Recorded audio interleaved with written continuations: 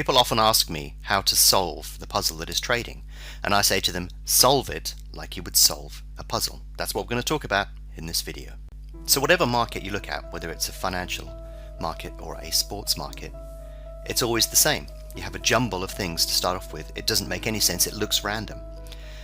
But if you follow a predefined pattern, you can begin to pull together all of the pieces of the market. And naturally, you start at the most obvious bits, and in this case we've started around the edges of the market.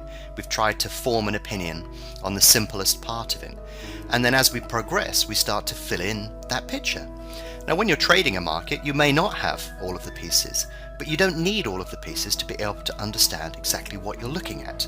As soon as you begin to put more and more bits together, then you can actually begin to pull that picture together and understand what you're about to see. It's exactly the same with trading.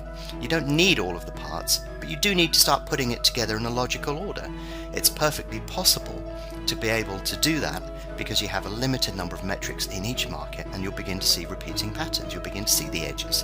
When you see the edges, you can look a little bit deeper, and eventually you form a full picture, and that is your aim, to form a full picture. Look at where we're at within the market now. Even way before this particular stage, we could actually see what we were looking at. Curiously, we are looking at a market, and we could see that a long way off.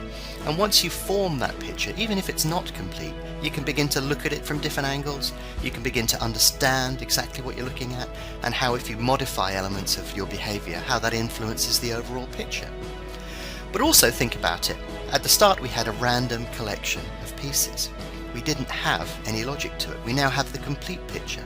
And very often, one of the best things to do is to take a complete picture and start to break it down into its component parts. Then you can look at where you started, look at where you finished, or where the market finished, and join up the pieces together. So that's a useful thing to do as well. You don't have to start at the beginning, you can start at the end. But it's all about pulling that picture together and beginning to understand how it was constructed. That will give you a complete picture on the market, even if you start with a random mess. That's how I recommend you look at trading any market.